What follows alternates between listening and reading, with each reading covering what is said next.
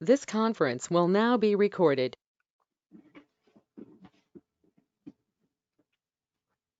All right, well, thank you all for joining us. Hopefully there'll be a few more sign on here shortly. But welcome to our October K-12 STEM Outreach COI webinar, telecon, whatever we call this. Let's go to the next slide. All right, here's what we're going to talk about today. I've got a few opening comments, and then we have program updates from Eddie Gonzalez, and I want to thank Eddie for presenting today. This is a volunteer-run organization. Normally, I would not ask one of our staff liaison folks to do the presenting at our call, but Eddie has some really good stuff that he brought up to the leadership team in our planning call, and I thought it was really good information to get out to all of you. So Eddie, thank you so much for preparing this and presenting this information for everyone today. As I did mention, and then we'll go over some of our regular stuff with what posts are doing and discussion items for our STEM corner in TME, as well as suggestions for future calls. So next slide, please. Anyway, glad everyone's here. Eddie, once again, thank you for presenting. As I did mention, this is a volunteer run organization. And one of the benefits of any professional society, one of the first things always mentioned is networking, the chance to network. And of course, we miss those live in-person networking opportunities at JETC and SBC and some of those things. But I will tell you that networking isn't just about those early morning breakfasts at JETC, sitting with someone at a new table and exchanging business cards. Networking is getting to know them. Networking is getting to work with them on a committee or on a COI like this. And you know, certainly when I first started at Wright Pat Air Force Base, you know, being the opportunity at the Kitty Hawk Post executive board and being able to sit across the table from my boss's boss's boss's boss and working with the wing commander, and even working on a committee with a 2-star SES senior executive service person. So you know, getting involved, being part of the working group. I invite you all to be part of our leadership team on this committee. Even if it is to sit in on the calls and just offer ideas. It is a volunteer-run organization. And lastly, I want to talk just a few minutes about safety. I hope you're all being safe. You're teleworking, you're staying home, you're wearing your masks, you're doing things. It's kind of a good and bad story. I was doing all the right things, at least I thought I was, until I came down with COVID-19 about 6 weeks ago. I was out for a month, 30 days before I tested negative. I still don't know how I got it, but I know that by doing the right things here in my house, none of the other 3 people in my household got it. By me staying isolated, by them staying isolated, and those kind of things. So I know that washing your hands, isolation, wearing your masks does work. I just don't know what I did wrong to catch it. So anyway, let's move on to the next slide, Eddie. We'll get rolling with our presentation today. I'd like to introduce Eddie Gonzalez, our staff program manager for the K-12, the camps, college outreach. He does it all, and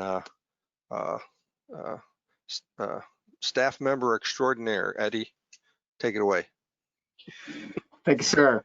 No, it's a great position to be in as the program manager on these programmatic COIs, because I do get to see how a lot of them connect the dots and the impact that we're able to make at the student member level and at the young professional level. So I really appreciate the role that I have. So thank you all for your work, and Jeff for your leadership too. I offered to present today because there's a couple of efforts that we're doing at the society level, that at the national level, utilizing the different COI infrastructures to get some conversations going that just hadn't had a chance to advance. So I offered to give an update on some of the things that we're doing that will hopefully serve as greater resources to our community of posts and to other COIs. So I just wanted to take a few minutes to go over some of those with you, and I'll be highlighting information that we've put on the website as well. So the first thing actually I should go back. Part of this is all to start talking about the society's programs. We don't do a lot of direct programming out of the national office. It all is done at the post level. But what the national office can bring is an ability to provide a national label to these efforts, so it doesn't come across as a certain post doing something and another post doing something and a COI doing something. I'm trying to bring a sense of coordination and strategy to these efforts, mainly to get more people on board, so that folks know that there's a lot of momentum behind this. But also, I'm starting to look outward. One of my other roles is as staff liaison to the foundation. So I'm starting to look at with the lens of a prospective donor. And if they were to look at our website, or if they were to talk to any of our volunteers, the COIs are great, and the work the COIs do is great, but COIs are also involved in programs that a donor would more adequately recognize, like our camps program. And so some of what I'm talking about here is a move in that direction to get us to start talking about SAME programs, not just activities that a COI does, because in my opinion, these are the programs that a donor is going to latch onto. They're not going to fund a COI, they're going to fund what the COI does. And that's the shift that I'm hoping some of this is able to make, and what I hope you'll see when you start seeing it on our webpage.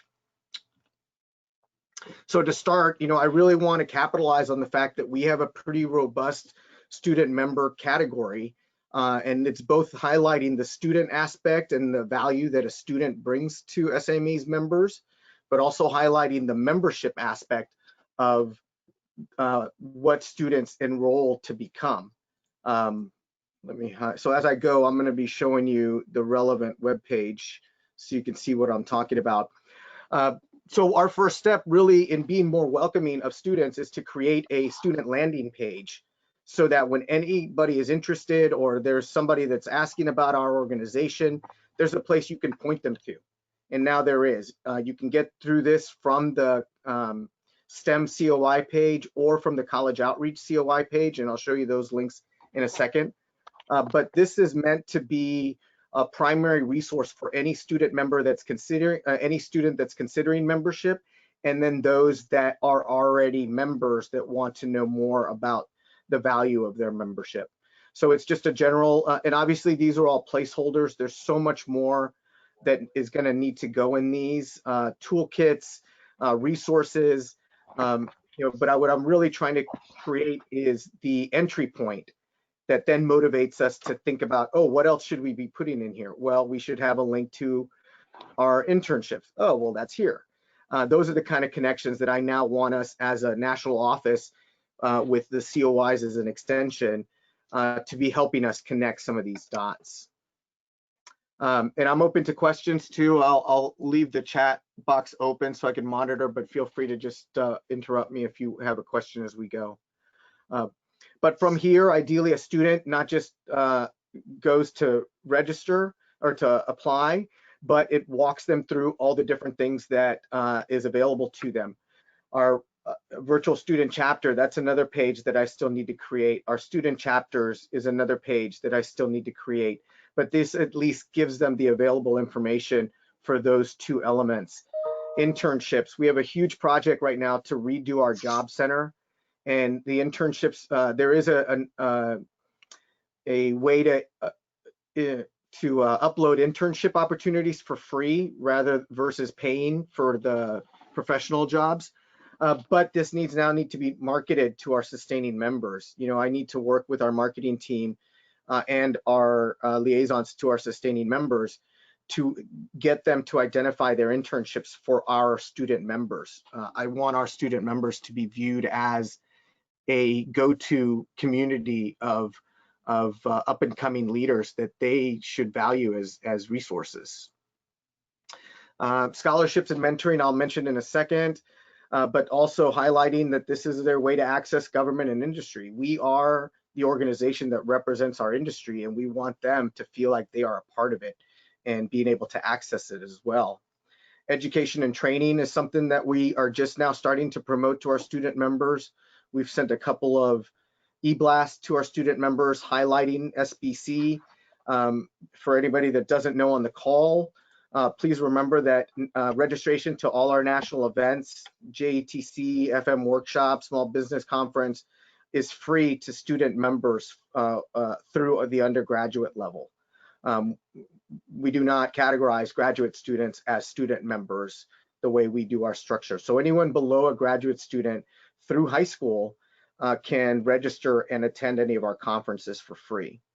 And then our COIs as well. They are members, and students, you know, should be encouraged to participate in communities of interest that match their technical or programmatic interests. Again, I'm still need to work with the COIs to be more welcoming of students. That would come next. But if you're on these COIs and you feel like you've got a talk that would be really great to put in front of a student audience, let's get you with connect you with the virtual student chapter and you know, do a joint webinar for our students that introduces the COI as well. So this is the main student landing page. It is meant to promote the membership category and really encourage more students to attend. Any questions?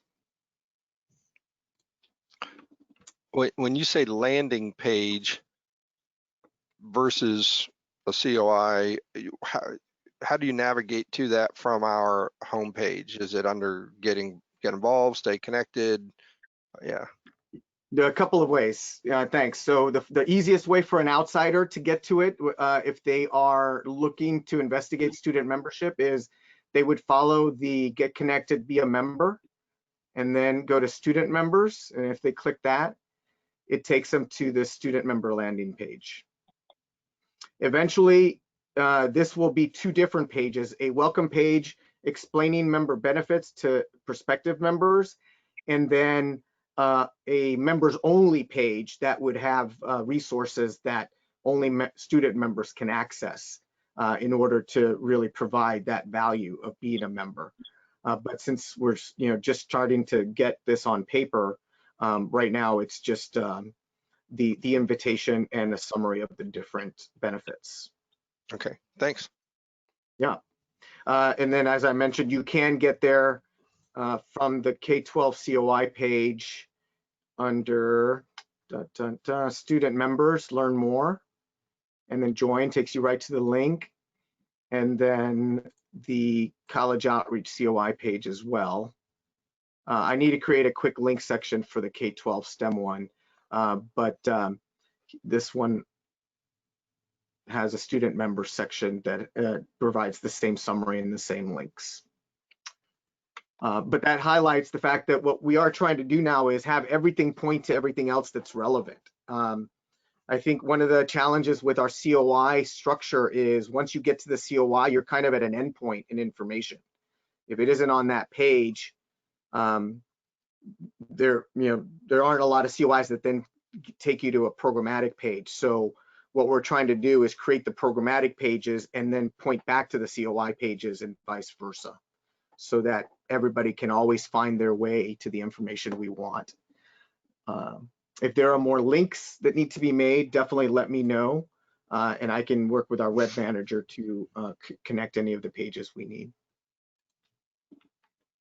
So I just had a thought about links now that you mentioned that. You know, I tend to think of internships more from the college outreach thing if we were to have link there for internships or companies could, as staying members could post on. But from the K-12 thing, I'm thinking about science fair judges and career talk advisors and maybe what we need to think about as part of the K-12 STEM outreach is how much we're reaching towards students as well as reaching towards K-12 educators. So just throwing that out to the group. I'm sorry, Eddie, go ahead. No, that's a good point, and that's the kind of thinking that it gets to what I'm trying to get us at, that the COI really is the business of our community of interest, but it doesn't, there are going to be programs that we will support, and I could say that K-12 STEM Outreach is a program of the society. When I look at all the different types of outreach that that our posts are doing, there would be somewhere else on the website that would highlight what our outreach activities are, because if you're an outside visitor and you don't know our COI structure, you're not going to know to go to the K-12 STEM COI page first. So I do want to start making some differentiations between the scope of the COI, which is the community that supports and creates the infrastructure, but that is separate from the actual programs that we would manage. So an example that we're using right now is our leader development COI. There's a whole COI structure. They're going to be doing their own webinars on leader development, but then they also have oversight over 2 programs, leader development program and our mentoring strategy. And so both LDP and mentoring have their own web pages because they are programs that somebody should be able to find out about whether they know anything about our leader development COI. So I would put all my COIs in the same category. When do we need to create an identity for our outreach separate? The thing we've talked about for us is we really need to get a handle on this bottom resource. All of this I would see as being cut and pasted into a separate page that's all about K-12 STEM outreach to really allow these resources to pop up. And so they don't get lost in the business of the COI page. Does that make sense? Yep. Sounds good. Awesome. So you'll kind of see that theme going across the way I've done some of these other pages. So the next thing I wanted to highlight is our scholarships. Now, the national office doesn't provide any direct scholarships. All our scholarships come from the posts. But what we have the ability to do is talk about the cumulative impact that as a society we can make through these scholarships. But one of the challenges has been that they are very centered around the post activities and post processes. So in trying to build our student membership community, we haven't necessarily reflected all of the scholarship recipients that are out there, nor the scholarship applicants. So these are students that have made some interest, an overture to engage with the society by applying to a scholarship. And even if they didn't get it, we should be capitalizing on that initial interest. So, we do have a scholarship advisory committee that we've formed that is redoing our scholarship guidelines because we also realize that posts are doing unbelievably creative things with their scholarship programs. There's so many models out there that I had never even known about. So we're trying to incorporate all of that into an updated program guidance that gives more tips and tricks to posts that want to expand or start their programs. So again, for any student interested, though, we want them to know that this is something the society provides through the posts. So this would be a page that they would get to from the student member page and from the college outreach page. Let me see if I've got it linked from, yes, and I even have a reference to it in the STEM page, just a quick blurb with a link to learn more, and that takes them to this page.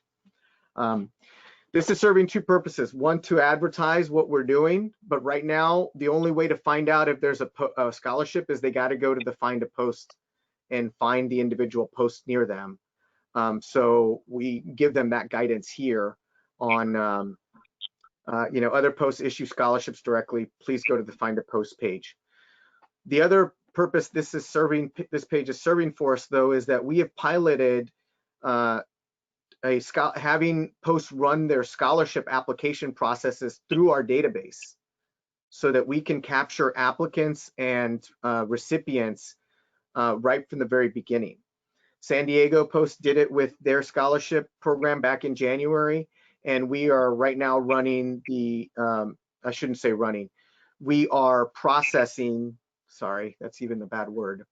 We are making an entry point for the Anchorage Post scholarship application available through our member database.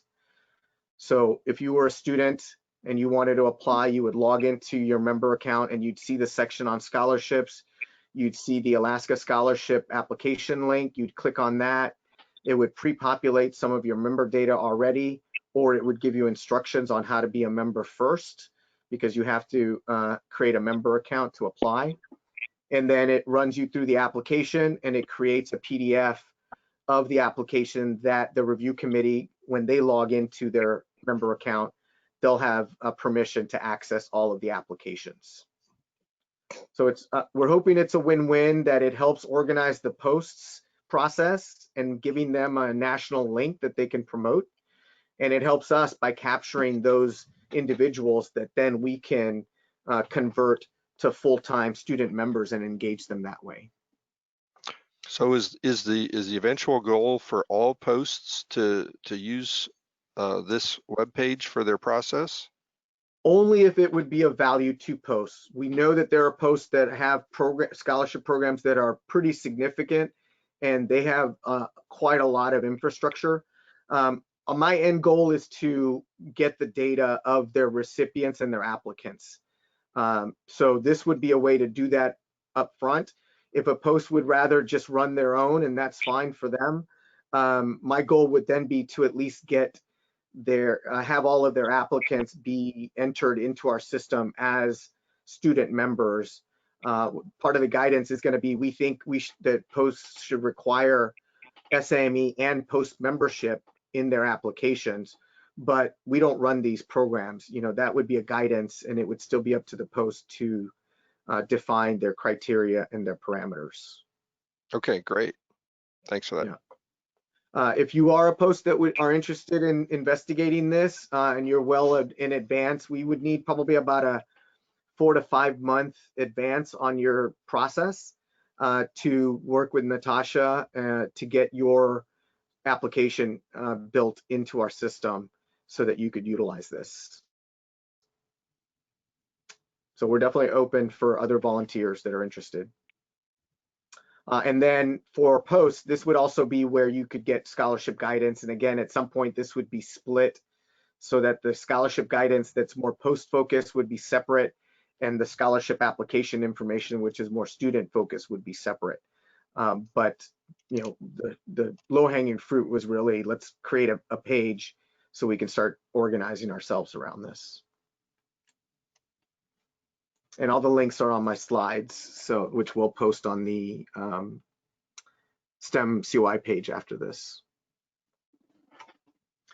All right, the next effort that we are involved in, sorry, let me find the open window here, I had it, is mentoring. The thing with mentoring is that we are defining mentoring as a leader development activity. We think that if you're involved as a mentor or as a mentee, then you're involved in leader development. Mentoring is a skill. It's a skill that helps cultivate the next, you know, the folks below us, the folks that need more guidance. So it is, as an effort, it's being overseen by our leader development community of interest to underscore that component. But mentoring as an activity occurs all over the society. This is the graphic that the Mentor Advisory Group is using to keep us organized at the moment.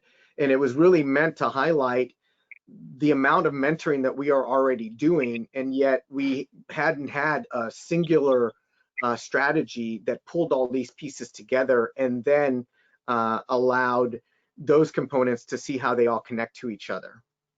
So we're working with various different representatives of each of the different circles that you see here. AOF, the Academy of Fellows, has a chair for mentoring. We recruit mentors for our camps. So that fall, we have now a liaison for mentoring, or excuse me, a chair for mentoring within the camp COI. So all of these, and at a point where we got to that, there could be a mentor POC on this COI as well that would work with the post mentoring POCs to encourage more mentoring at the K-12 level, whether that includes activities, the science fairs, all that. Those are all variations of mentoring, either single serve, you're still building relationships, or long-term with more one-on-one. So our point with the mentor advisory group was let's bring a national label to this great work that we're doing so that we can get the attention of donors and get the attention of our sustaining members that do this as well, and potential sponsors. So this is where we're at strategically, and that has led to a mentoring page as well. And you can link to this right now from the Leader Development COI. I'll need to see where else we need to link to it. But it starts by outlining our vision for mentoring. We have already 2 products here that posts can access: a mentor relationship guide that is basically a revision of the guide that we use with the LDP program that the mentors for that program use. So we just took out all the LDP references and made it a general mentoring reference guide. All of these are living documents. Again, almost everything I'm showing you is a placeholder for a lot more information that can go on the pages or in these documents. But our goal is to create that expectation that you can come to the national office for this kind of resource, and that there is a resource that you can already use, even if it's not complete. We want you to have something rather than nothing. All right. And then the other resource is we're working on is a landscape review. This graphic here is going to get turned into a pretty comprehensive review of all the different mentoring opportunities that exist within SAME as a summary, and then where there's already material developed, like the Leader Development Program, our camps program, the Academy of Fellows, where there is already a defined mentoring program at the next level down, there'll be a way through that landscape review to get to those deeper dives of mentoring. All of this is to be able to, anybody that has an interest in mentoring, we now have a place we can send them to let them know what we're doing so that they want to enroll in our efforts. And at the end, because as Jeff mentioned, we're volunteer based, if we don't have warm bodies doing this work, the work doesn't get done. There is a plan at some point that we would have more staff positions segmented across all of these different programmatic areas. But right now, the driving force is what momentum our volunteers and our COIs can provide us. So that's mentoring. Any questions there? No, I guess I didn't realize there were so many opportunities at different levels for that. So that's really cool. Yeah, I think that's what we're realizing too, and I get it even from my LDPers that don't understand that we have a foundation, even though the foundation funds the LDP program. We're definitely a society of left hand, right hands, that don't get a lot of opportunities to shake. So, and to be honest, until this information is connected at the staff level and at the national office level, it's easy to see why so much of our business has been in isolation.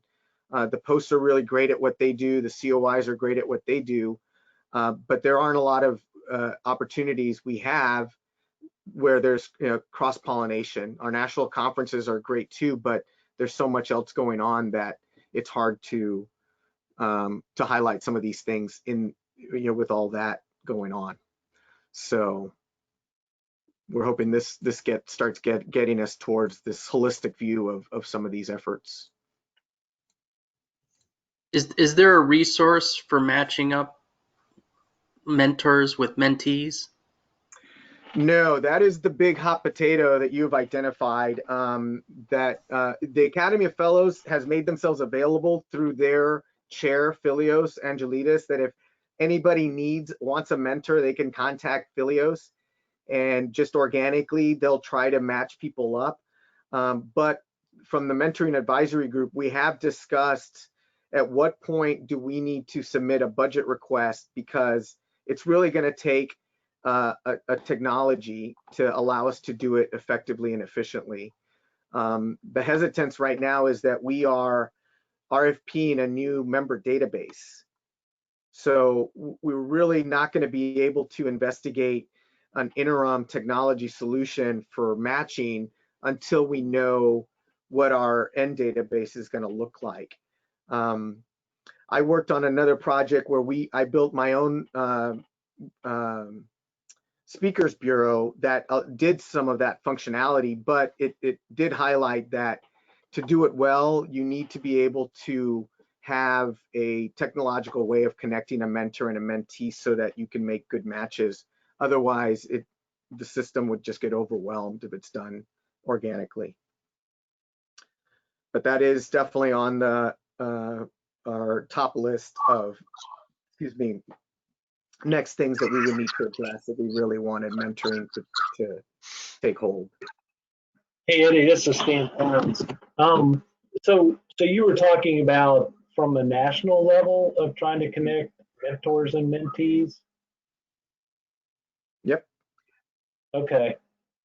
Yeah, I mean, ideally, if we could all do it at the local post level, that would be best. But I guess I'm looking at, or what we do at the Chesapeake Post, for starters, is that each student that's selected for a scholarship also gets assigned a mentor, which is a member, a well-seasoned member of our post.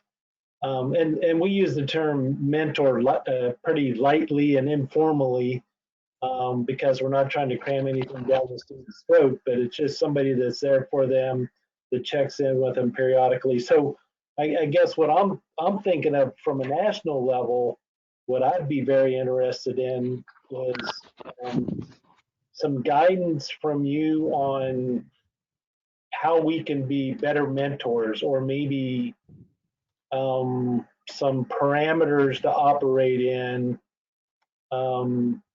based on some experience, somebody's experience. You follow what I'm saying? Yes, and let me break out what you've said two different ways. One, the stuff that you're doing at the post level with your students is great, and that I think does need to continue to be spearheaded from the local level, because you know the students and you know how the mentors to match them with. I think what we're trying to do when in talking about a national level resource is having any member ask for a mentor and have any other part of the membership mentor them. Gotcha. So that if we had a database of here are the 300 members that have offered themselves up to mentor, we could then advertise that and try to match them up with people. That's kind of where I was more seeing. But you do bring up another component that we're looking at from the mentor advisory group. And if I think I saw Gerald Morris sign on. Yes. Hey, Gerald, are you with us? Are you on? Yes, I am on. Great. So Stan, what Gerald is doing on the mentor advisory group is he's representing all the different types of mentoring that are occurring at the post level, so that we can get a sense of here are all the different ways that posts are mentoring, and then so that we can be able to provide the right kind of technical assistance and customer service. Okay. And he's going to be working with a couple of LDPers that I'll reference in a second to do an inventory, and his section of that landscape review will reference some of the great things that posts are doing. So we do want to see more of that, and Gerald would be the person that will hopefully help us highlight and recognize that great work. You want to say anything more, Gerald? No, just, I've gotten some stuff from National as far as the post inventories from last year, what some of the posts are doing. I'm going through that information, plus reaching out to, I think we're going to try to get on an RVP call. And I'm also post president, so I get on those from our region just to kind of see, because every post does things different. And we don't all have to be the same, but there's a lot of stuff already out there. We don't want to reinvent the wheels if we don't have to. I started a small mentor program at the Emerald Coast Post last year. Then of course COVID-19 hit, and we've still got a couple of mentor-mentee relationships we're tracking, but it's kind of put me a year back where I wanted to be. But there's a lot of stuff being done. It's just now highly publicized. This is a way to get the people recognized and also use those programs around the country, actually around the world, for overseas posts. Thanks, Gerald. And then to your second point about guidance, that's what the mentor relationship guide is meant to be. So take a look at that. It was translated from a document that is more adult mentor to mentee, but there is still some really good tips about just the general role of a mentor, the cultivative role. So take a look at that. But if there's material that you find interesting and helpful, email it to me or to Amelia DeCruz on the mentor advisory group so that we can get it added to this guide. That's what I meant about these are all living documents. We want them to be catch-alls for anything that folks find out there useful so that we can make it available. But take a look at the guide now and see if it, at least in its current version, would be helpful to you. Yeah, great. Thanks, Eddie. I'll be anxious to look through that. Thanks. Sure thing. Okay, so let me see where I'm at here. Oh, I forgot to mention back on when I was talking about student members, the College Outreach COI is recruiting a vice chair for conferences, because our next goal within College Outreach, and it would overflow to our group as well if we get high school students, is really to strategize what a student experience at our national conferences looks like. It's not enough to promote that free registration, but we have to be a little purposeful about what we want them to see and experience when they're there. So if you know anybody that might be interested, let Ann McMillan, the chair of the College Outreach COI, know. Hey, the real last quick thing I want to highlight is our student chapters. We have been reaching out to our student chapter mentors more in our community through College Outreach, our College Outreach community of interest. We've redone the guidelines.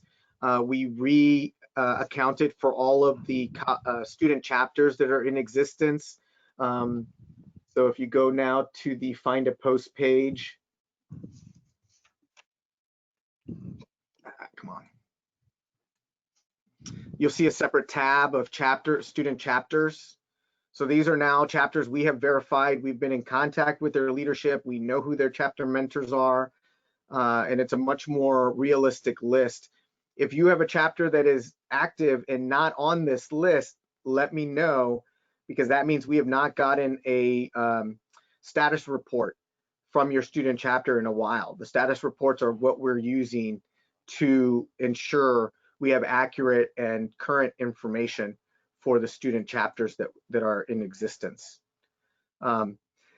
This page, this tab right here, will eventually migrate to a student chapter landing page that would not just house the list of student chapters, but give all the resources for student chapters to understand the post-chapter relationship, get some tips and best practices on things that they can do. I'm definitely of the opinion that I can't ask for our college chapters to do things if we don't first provide them the resources and the guidance. So this is all meant to give them the information and guidance they need to then rise to the expectation that we have of engaged student members. So for now, let me pull College Outreach. For now, everything is housed within the College Outreach COI page. So there's just a blurb on student chapters, a link to the chapter report, and then a blurb on our virtual student chapter. A sidebar on the virtual student chapter. When it was originally created, there was intention for it to be an actual student chapter with virtual student leaders, coming from all over. We haven't quite gotten to that point, but what we have done with the virtual student chapter is we're using this as our professional development mechanism for students. So whenever we do a webinar, it is hosted through the virtual student chapter. We are trying to recruit additional speakers to create a skills-based webinar series covering everything from interview skills, resume writing, creating a engaging LinkedIn profile. I think our next webinar is going to be recruiting under COVID. So we're hoping to get some companies to talk about how they're doing intern recruitment and student recruitment. So there's a lot more coming out of the virtual student chapter that I hope you'll pay attention to when we send advertisements out. Be on the lookout for that. And then not COI related, but I do want to highlight 3 different projects that 3 LDPers are working on that are connected to our COI. We've got a project to create a STEM program at the Dodia schools in Okinawa through Lieutenant Aaron Cartlidge, who's based there. We also have a group project looking at providing focused STEM outreach to our Native American communities through the contacts that Kevin Remley has with the Indian Health Service. So they're specifically looking to try to bring some focus and ideally market Native American communities to posts as prime communities that are in need of STEM outreach. So there'll be some guidance from that project, including marketing materials. They're going to be doing some reviews of what programs are already out there, but their goal is to get more posts to invest in outreach to Native American communities. And then the last one is Captain Arpan Patel.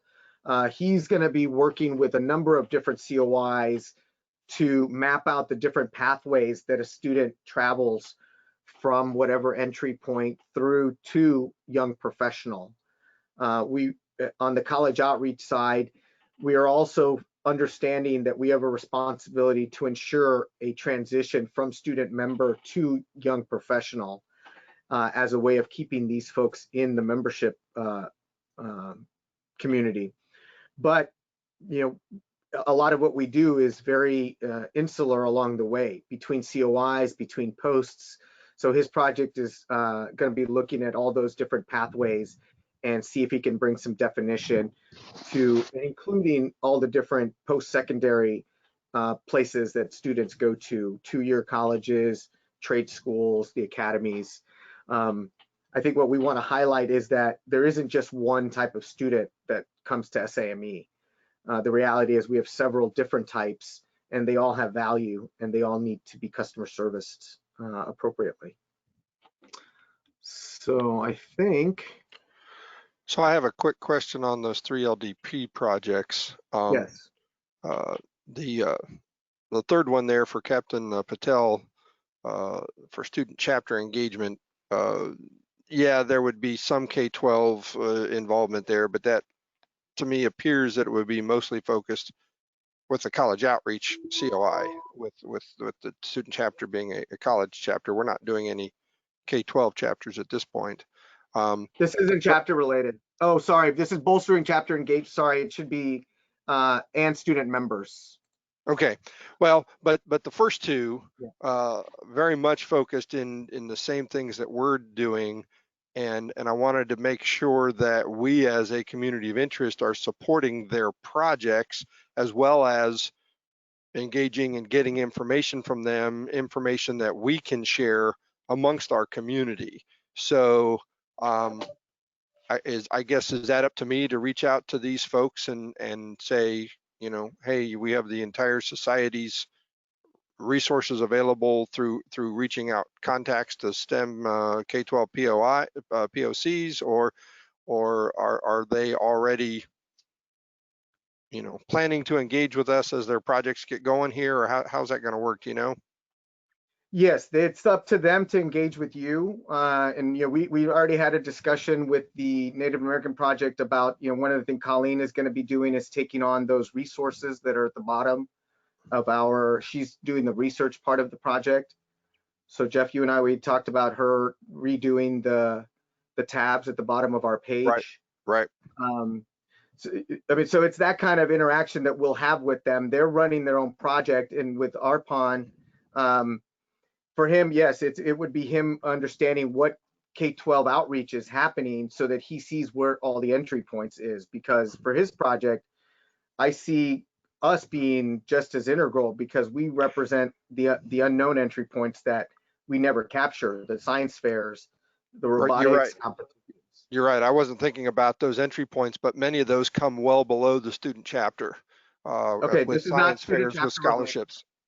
It's two different. He's bolstering student chapter engagement and providing linkages. Okay, but I guess let me rephrase what I was saying. A lot of those entry points for students come at science fair, at career speaks, at scholarship awardees at the K-12 level versus waiting until they get into a student chapter or where the college outreach would start to deal with them. So you're right, there is more involvement there than I was originally thinking. Yeah, and that's why, frankly, why I want him, why I'm really thankful for his project, because I want to see those visuals of, you know, here's a student going from a science fair competition. I think Sophia Gull is our prime example, where she came to a K-12 event at the Northern Virginia chapter, got the Northern Virginia scholarship, you know, is now going to be graduating with an engineering degree from Ohio State, and, you know, is already employed in an engineering firm. We want that story for every type of student. I want the student that goes trade school that, you know, came to us from a robotics competition, so that across all 4 of these COIs, we do see the different paths. Right. No, that's good. Yeah, but he'll be contacting the COIs to, you know, find out what he needs. All of them will. Lieutenant Cartless, I don't see him needing as much from us other than the support and recognition that, you know, what he's doing out in Okinawa. So. Yeah, certainly if he's looking for where he's creating a STEM program, if he's looking for ideas for presentations, for how to set up something, you know, we have amongst our community lots of experience that he can draw on. So cool. But yeah, interested to hear more about these as they go along, and certainly would love to have them as presenters at some of these calls in the future about either when they're mostly done or even periodic progress along the way. So, okay, thank you. Yes, and I'll definitely, I think I've included a good chunk of them already on these weekly calls or these monthly calls to make the ones they can, but they all will have to provide a final project for, a final presentation of their project as part of the project. So, and we'll make sure that either you all get included or we do a rebroadcast or we record it, but we'll make sure everybody stays, you know, informed. Excellent. Awesome. I think that is it for me.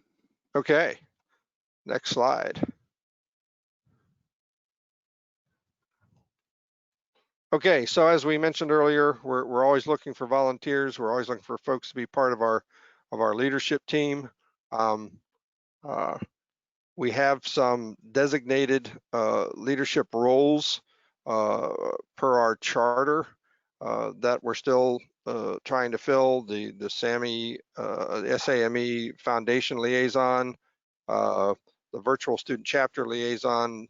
Although we have an enlisted member on our leadership team, he hasn't necessarily said he would be the enlisted member COI liaison, but we're also willing to take people as a ad hoc member at large, just to sit in our calls and share your ideas. So if you're interested, shoot me an email, which is not on that slide.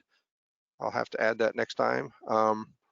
But you can definitely get it off of the K-12 page on the SAME website. So next slide.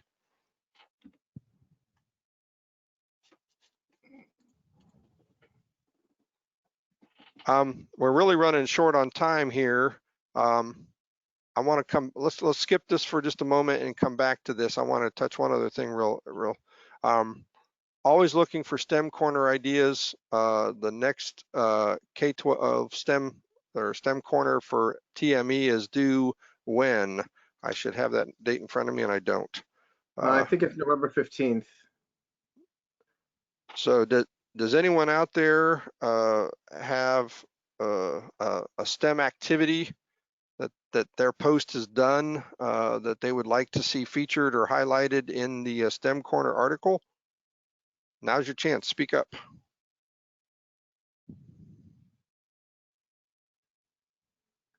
Yeah, Jeff. Yes. Dick from San Antonio. Hey, Dick. Yeah, for Victoria Hernandez, our STEM coordinator, we decided to use some of our normal events that we use to support K-12 activities, and we bought 3,000 kids face masks for elementary schools, and she delivered 2 boxes of 2 cons of 60 boxes to 2 schools already, and has 1 more planned. And then, the facilitathon was scheduled for October 19th. Right. It was postponed. I volunteered. It's postponed to November 18th and 19th. And if you sign up, you'll get an email and you can volunteer for a 3-hour window on those 2 days. So if people are still interested. But that one that was in Colorado was postponed to November. Okay, that's great information. So for all the folks on the call, yeah, if you're interested in participating in that facilitathon, is there? If you do sign up and you can't make November 18th or 19th, you can check a box on the form to be contacted for the next one that comes up. Excellent, So excellent. that anybody that still wants to participate. And we're still signed up to do the virtual robotics competition, which starts November 15th and runs through December 5th. So what they've done is convert into segments and are all virtual events. And then the virtual science fair starting the 2nd through the 5th of December at John Jay Academy Science Fair. The judges will review the projects virtually, and then from the 8th to 12th of December, the top projects that are selected, there'll be virtual interviews with the students that plan those projects, and they'll select the winners of the fair from that. I know we've done a lot in these calls with virtual, trying to do virtual STEM outreach. That may be a good subject for the article. Now, if we write about these events, of course, they will have already occurred by the time the article would come out. But if there's some folks there that can help write a small paragraph about how these events work and whether, you know, the pros and cons of trying to do them virtually, that would be very helpful. So any other thoughts for the article? I don't want to run over. We've only got about 5 minutes left. Next slide. Oh, I'm sorry, go ahead. This is Victoria. I just wanted to know, so Dick mentioned that we did pass out masks for the children, and in talking with, we actually connected to this idea with one of our local community partners, who we usually do an event with, Design Treasures. But when we were talking to the principals of the school, they noted that other needs they have due to the pandemic include just resources for the kids.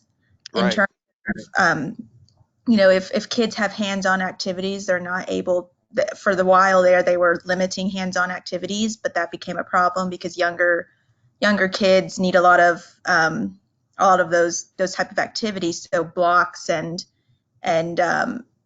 just materials they now don't have enough of because of the pandemic. They're having to clean them regularly or wait a while to clean them, and they don't have enough to give every child a dedicated set that's just their own to prevent any spread of COVID or any other illness.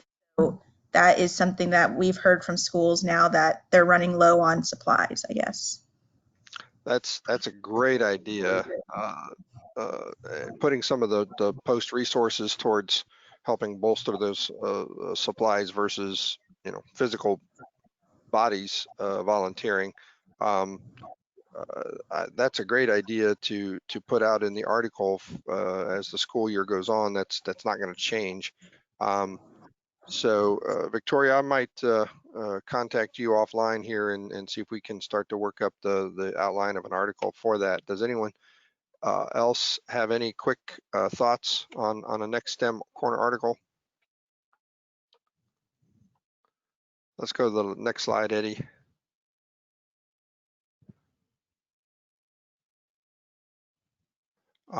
We're always looking for folks to present. Eddie was so gracious to let us know about all these programs, and as we've discussed how this pipeline works, where we're starting at K-12 and reaching out and trying to make contacts, and even the one leadership development program talking about entry points, and then on through college outreach, and then on through young professionals and the leadership development program, and how we support folks all the way through. So this was great, Eddie. I appreciate that. If anyone else has any thoughts for items they'd like to see discussed on the next call, speak quickly as we're running out of time.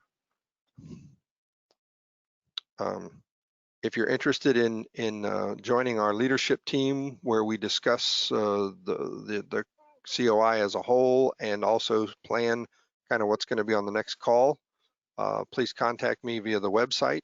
We'd love to have as many people as possible on those monthly calls as well to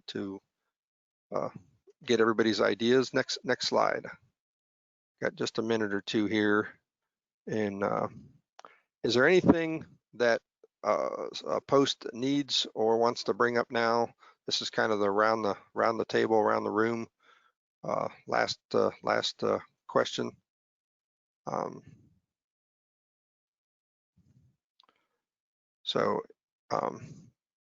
Okay, next slide, Eddie. So in closing, thank you all for attending. Eddie, thank you so much for presenting. Be safe, stay healthy. On October the 14th, I started coming down with Corona, or had Corona, and 6 weeks later I had a Corona. So, but I'm still not 100%. I've got a doctor's visit next week because I still have extreme fatigue and shortness of breath and chest pain. So it's been 6-7 weeks. And for some folks, this thing hangs on forever. But anyway, thank you all for attending, and we will see you next month. Thanks, everyone.